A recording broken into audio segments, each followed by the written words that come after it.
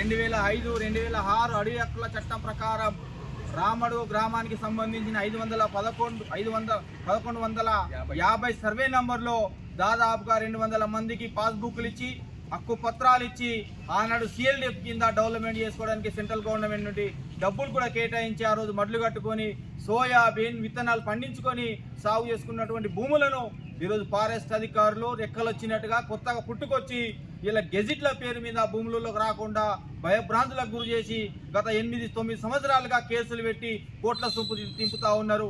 గత ప్రభుత్వం పట్టించుకోలే.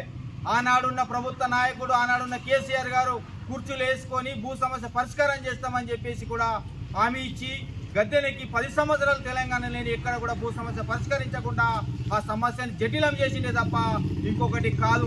దాన్ని అదునుగా తీసుకొని ఈనాడున్న కాంగ్రెస్ ప్రభుత్వం కూడా ఆ సమస్యను పరిష్కారం చేస్తామని చెప్పేసి 6 గ్యారెంటీల్లో ఇదొక గ్యారెంటీగా పోడు భూముల సమస్యలు పరిష్కరిస్తామని చెప్పి హామీ ఇచ్చి గద్దెనెక్కి నేటికి 8 నెలలు అవుతున్నా కనీసం ఆ భూ సమస్యల జోలికి పోకుండా చిన్న వాటి చుట్టే దింపుతూ రాజకీయాలు చేస్తూ ఈ ప్రభుత్వం కూడా మాకు అన్యాయం చేసే విధంగా వ్యవహారం ఇస్తూ ఉన్నది.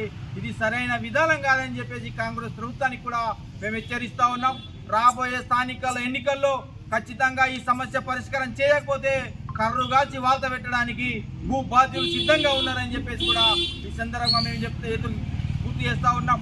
2 నెలల క్రితం మేడం గారికి చెప్పాం ఈ సమస్య పరిష్కారం చేయమనంటే జాయింట్ సర్వే చేస్తామని చెప్పేసి ఇప్పటికి 2-3 నెలలు అవుతుంది.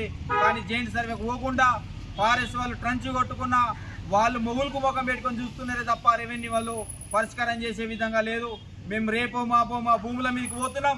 ఖచ్చితంగా భూమిని ఆక్యుపై తస్మాత్ జాగ్రత్త.